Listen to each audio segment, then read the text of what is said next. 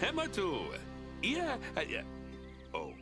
Oh, sorry about that. I have a habit of slipping back into the Planko language. It's good to finally meet you in person. I'm Bernard, although I insist you call me Bernie. The only person who calls me Bernard is my wife. And even then, only when I've tracked elephant dung into the carpets. As you know, I own several zoos, but I always like to show people the ropes here at my home. This is the first zoo I ever opened, and a source of great pride for me. And prides, thanks to a lion breeding program we ran in the 80s. But we're in the middle of a big renovation, and that's where you come in. Sadly, our old contractor had to retire after developing a fur allergy. Poor devil kept sneezing his dentures into the lion habitat. So, it's up to you to finish everything off. Don't worry, though. I'm not completely throwing you in at the deep end. My head keeper, Nancy Jones, will be lending a helping hand. Oh, she's a hard worker, and she'll expect you to be too. But I'm sure you'll get along like a house on fire, or even better, one that isn't on fire. Less shouting that way. Hello there. From that rosy, fresh face of yours, I'm guessing you're Bernie's new hire. Good. Now, I hope you're ready to ditch your diploma because we're about to get really hands-on. But before we begin the real work, how about we familiarize you with the zoo by learning how to fly around it and visiting some of our beautiful animals? We'll start by popping over and having a look-see at the grizzly bears in their habitat. Did you know that grizzly bears, also known as Ursus arctos horribilis, can hibernate for up to 7 months a year? Oh, but then again, given the chance, I think a lot of people would do that too. Select one of the bears and you'll bring up its information panel.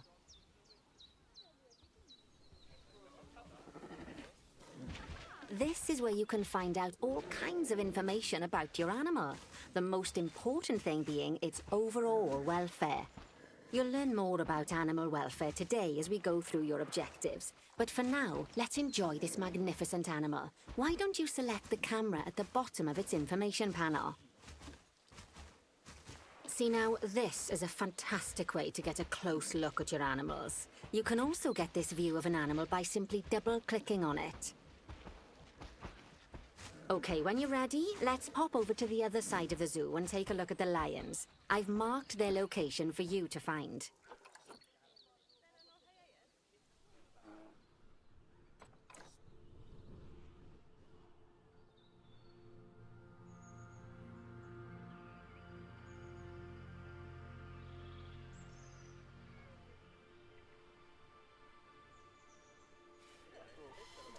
Panthera leo leo. Or the West African lion to you and me. Lions are the most social of the big cats, and there can be as many as 40 lions in a pride, although prides of that size are pretty rare. As Bernie would say, those lions are awesome, which is precisely why I handle the training instead these days. Anyway, how about we get started on those objectives? Come on, let's head over to an empty habitat and see what needs doing there.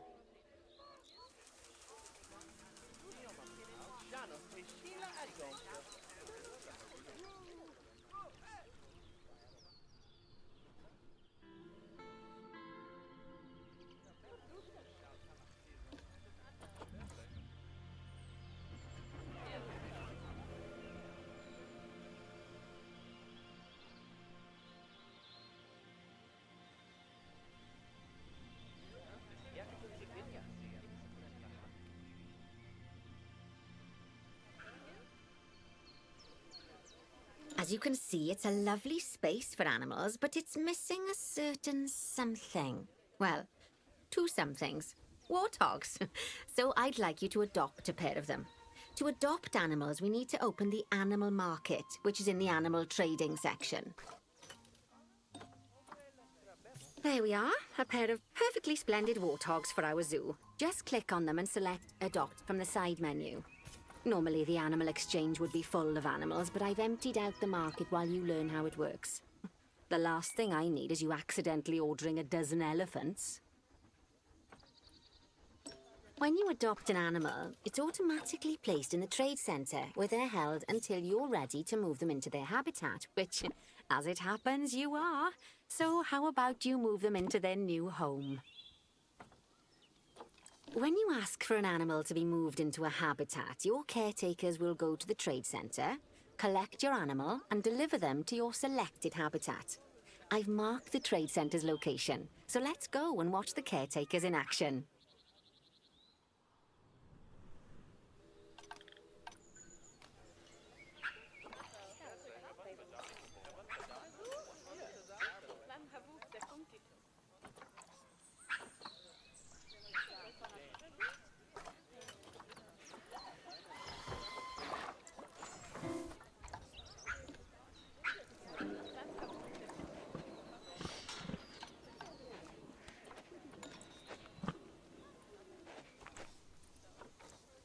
Well, as you can see, those caretakers don't hang about. They'll move those animals to their destination as fast as possible. Of course, normally we'd have to place the animals into quarantine before moving them into a habitat, but I am assured by a person of good standing that these warthogs are in the very rudest of health. Right, let's get the warthog's habitat finished up so we can keep them nice and happy. You see, each animal in the zoo has an overall welfare statistic, basically how happy they are. And that overall welfare statistic is itself comprised of 4 different areas: nutrition, social health, habitat, and enrichment. Luckily, if you select an animal, you'll bring up their animal welfare information panel, which we saw earlier, where you can see how they're doing. That way, you'll know exactly what areas need to be addressed. Don't worry if that's a lot to remember. You can always check the Zoopedia for more information. Let's start by making sure we're taking care of the warthog's nutrition welfare.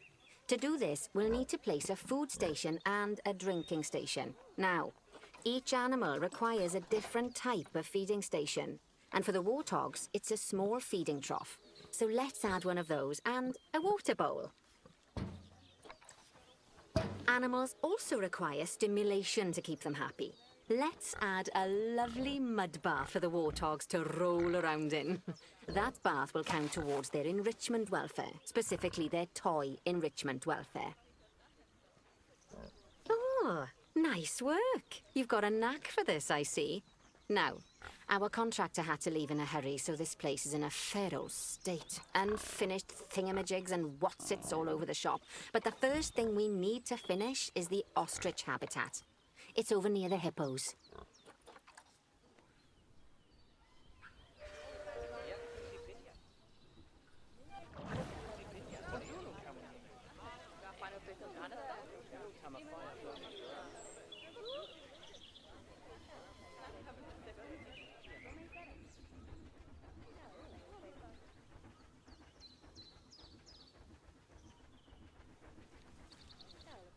Oh, before we actually start building our ostrich habitat, let's pause the game. Just click the pause button in the bottom right corner. Ah, that's more like it. A quick break. Sometimes it's a good idea to pause the game whilst you're doing something which requires your concentration, because it'll stop the zoo spinning out of control while you're looking the other way. Let's keep the game paused while we get this ostrich habitat built. Okay. Job number 1 here is to add a habitat gate before we complete the barrier. Every habitat needs a habitat gate. After all, how else would the keepers get in and out? Just make sure it's hooked up to the path so the keepers can reach it. Right, let's complete the perimeter barrier so we can adopt us some ostriches. I've marked out an area for you to use, so I'd like you to finish off the perimeter using the brick barrier. Good work! Remember, before you can place animals in any habitat, it has to have a full loop of connected barrier.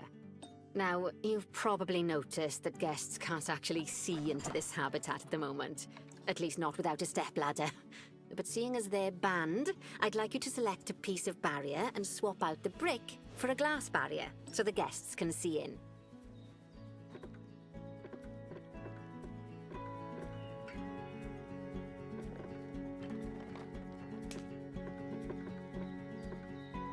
There we go. Adding in more windows gives guests even more opportunities to see the animals in a habitat. It's always best to make sure the guests can get a good view into a habitat from the path they're walking on, because it makes them happy, and because this would be a pretty terrible zoo if they couldn't. The last thing we need to do is to add a donation box. You see, when guests enjoy the view of an animal, they'll make a donation. Just make sure you put them in easy-to-reach places, like near a viewing point.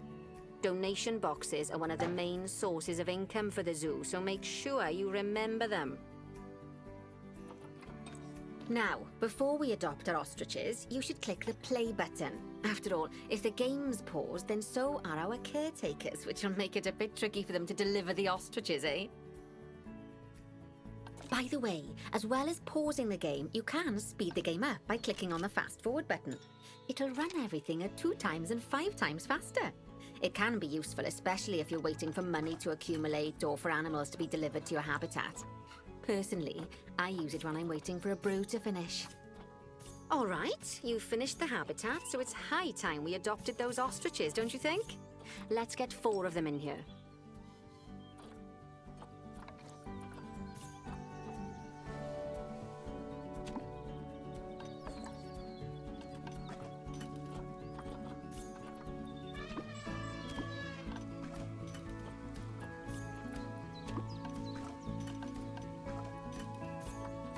While we wait for them to be collected by the caretakers and brought to the habitat, you should get it ready for them. Add a suitable feeding station, water station, and an appropriate food enrichment item. It's often best to place things like enrichments and feeding stations near to the habitat perimeter, so guests can get a really good view of the animals.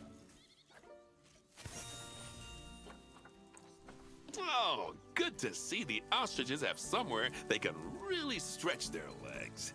Did you know they can actually run at 43 miles per hour? Oh, heaven forbid they ever escape. The speed camera fines alone would bankrupt us.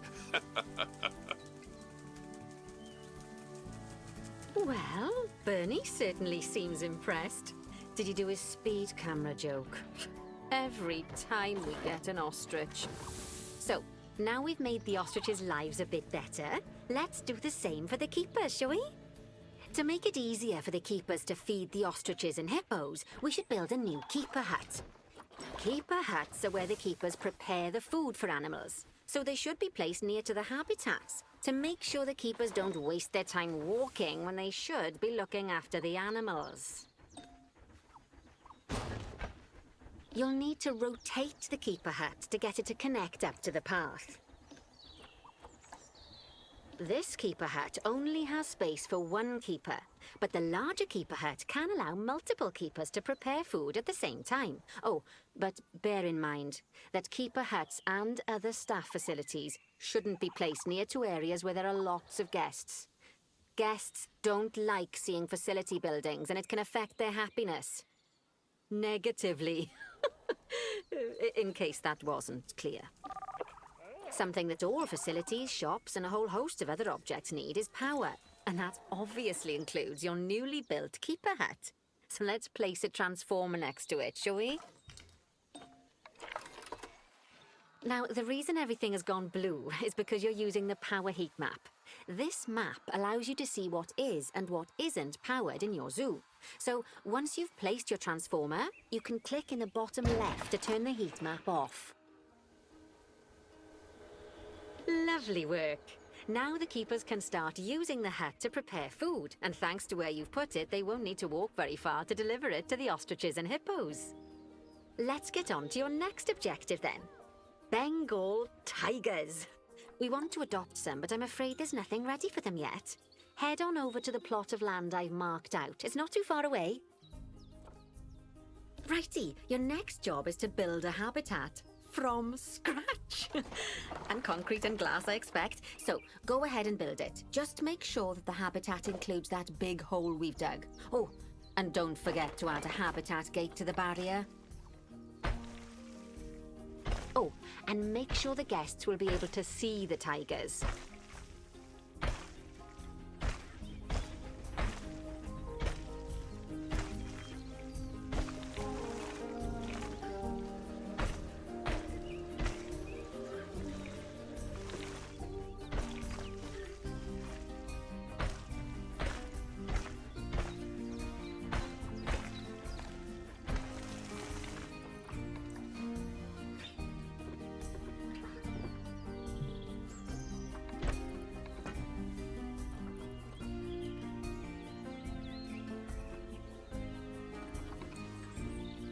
Now, Bernie takes safety very seriously at his zoos, so we should probably make sure those tigers can't jump out of their habitat, don't you think?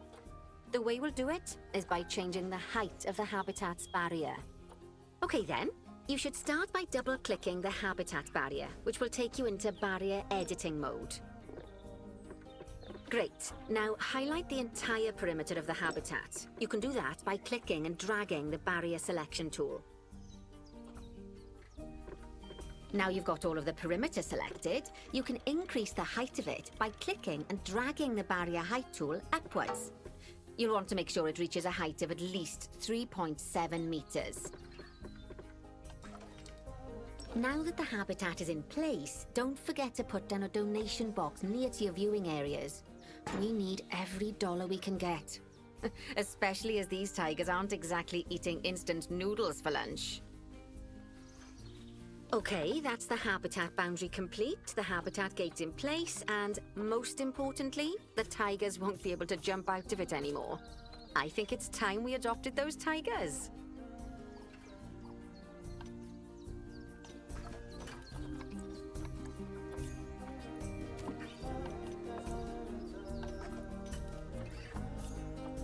Whilst our trusty caretakers collect and deliver the tigers, let's take a look at preparing the habitat for their arrival. We'll start with the basics. Add a suitable feeding station for them.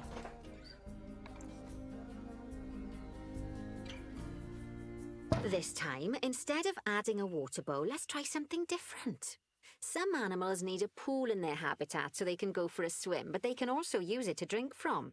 All you have to do is make sure the banks of the pool have a gentle slope so they can easily get a nice, refreshing drink.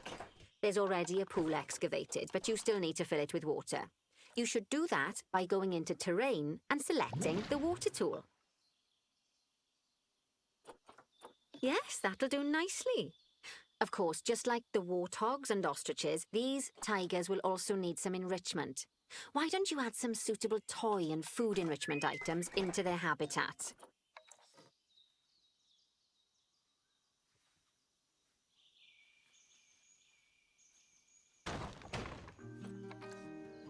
Okay, it's really starting to take shape. Now, the tigers will need a shelter in their habitat so they can hide from the guests, or more likely, the bad weather. Although given that we're in England, you might want to think of that just as normal weather. Go on, add a shelter to their habitat. You can either build one from various suitable bits and bobs, or if you like, just pop down the blueprint that I've already built for you.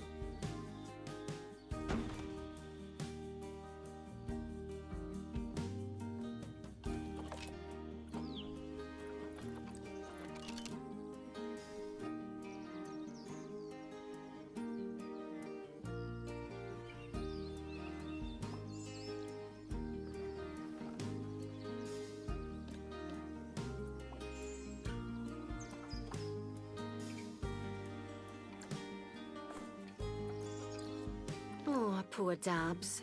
I'm sure it can't have escaped your attention that the tigers look a bit miffed. That's because they aren't too keen on the type of terrain in their habitat. Select a tiger and bring up its information panel. Rightio, click on the Terrain tab. That way you can view the terrain information and see how they feel about the different types of terrain. That'll tell you what the tigers need more of or less of in this habitat. Okay then, open the Terrain editing tool, select Painting, and give them some more soil. Yes, that should help with the habitat part of their welfare.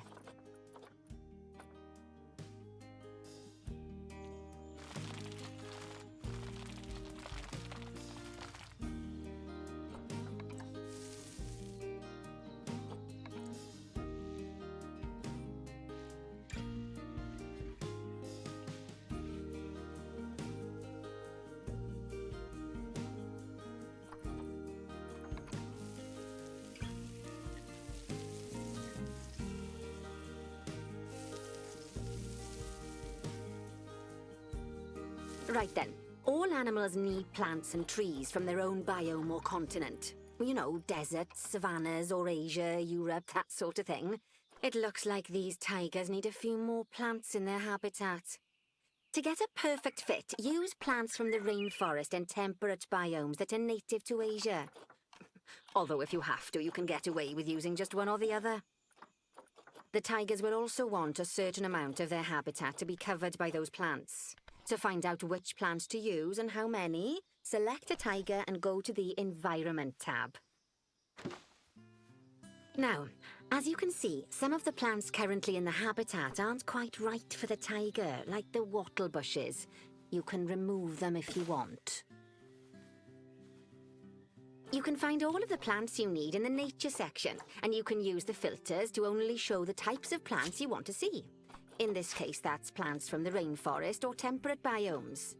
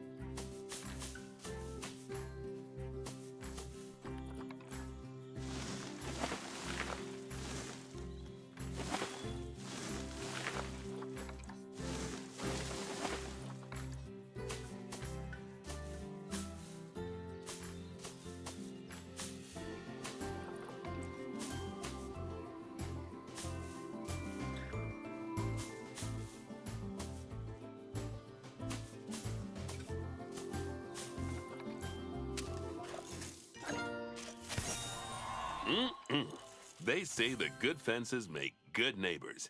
I guess that's doubly true when one of the neighbors is a Bengal tiger. Still, those tigers look so happy that I doubt they'd leave, even if you did poke a hole in their fence. Oh, but for heaven's sake, don't test that theory. Right, let's head over to the Indian peafowls. I've been told that we need to improve their social welfare. Now then, just find one of the peafowls and select them to open their information panel. Then we can have a good gander at how they're doing. Although technically, I suppose gandering would just be for geese. Expand their social welfare and we can get a bit more detail. Now, they've clearly got plenty of space and they're not stressed, but it looks like their social group isn't quite right. So let's find out more. Click on the Social tab at the top of their information panel to see what's wrong. Right, as you can see, the peafowls need their population to be larger. To solve this little problem, you'll need to adopt 3 more female peafowls. Off you pop to the animal market then.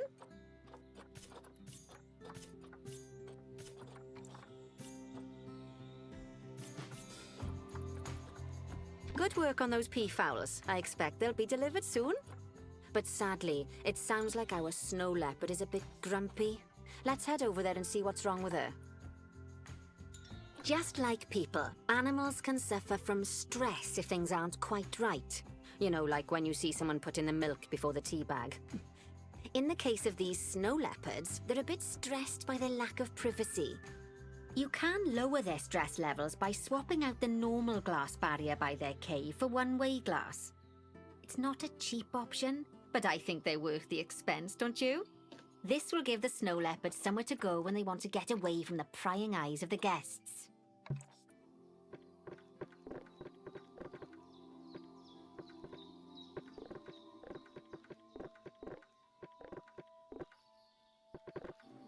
Of course, when an animal isn't in its natural biome, it's probably going to be too hot or too cold.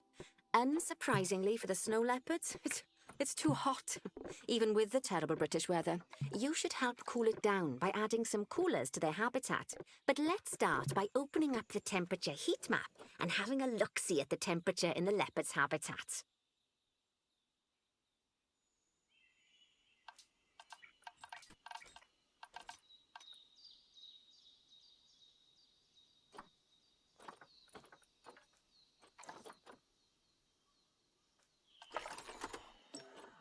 As you can see, we already have one cooler in there. Let's pop some more down and get as much of the habitat as chilly as we can. Luckily for us, this habitat already has power, but you'll need to make sure of that in the future. Just so you know, if any part of a habitat is powered, then the whole habitat will be powered. You can find heat maps for all sorts of helpful things, so do be sure to explore them and make good use of them. It'll take a little while for the temperature to adjust once you've added coolers or heaters, but now we've got the coolers in, we can address the leopards' terrain welfare. You see, what the leopards really want in here is snow and rock, so let's make that happen.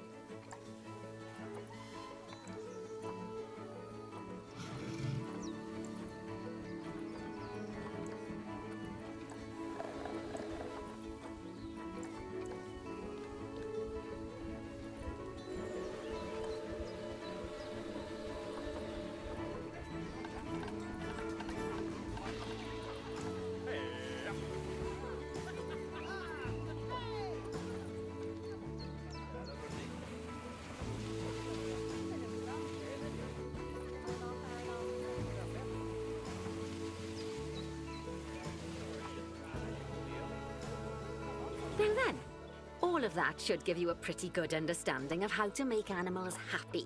So I'd like you to go and check on all the other animals in the zoo and fix up any issues with their habitats. That'll increase the average welfare of the animals across the whole zoo. And that average welfare is a very important statistic. Now, to quickly see how all your animals are doing in the zoo, you should go into Zoo Management and then into the Animals section.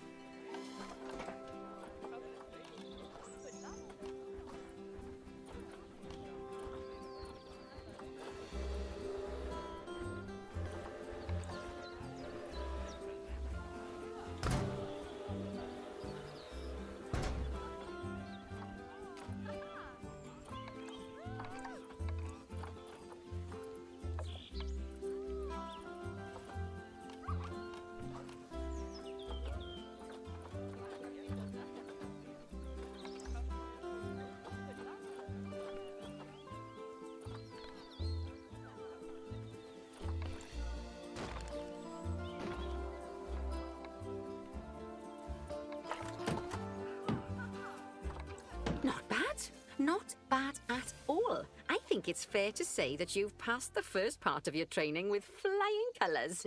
There's still lots more to learn, but we'll have to head to another one of Bernie's zoos for that. If you want to grab your passport, we'll head off, shall we?